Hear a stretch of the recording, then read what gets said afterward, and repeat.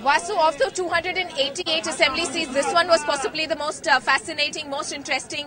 Perhaps these kind of pictures of celebration you don't find or haven't heard across Congress offices today. But here there is a lot of cheer.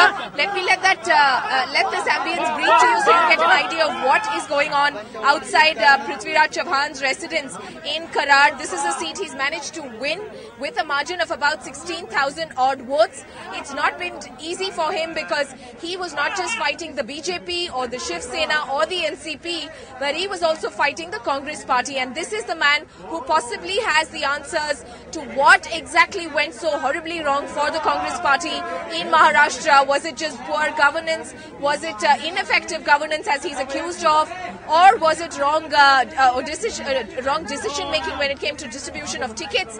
Or was it infighting within the Congress party itself? And in a sense, he obviously seems a little vindicated when I asked him off record about the loss, about his reaction to the seats that Mr. Narayan Rane and some others in the Congress party have managed to lose. So, in a sense, that level of vindication, but a time for self-introspection.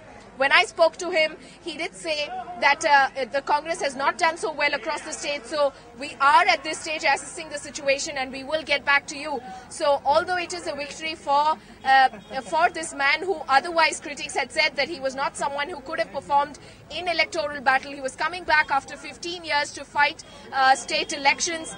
But despite the kind of infighting in the Congress party, he's managed to win this seat with a fairly decent margin of about 16,000 votes. So perhaps the message from the voter in Maharashtra is very clear, Vasu, that you have a clean image, we vote for you.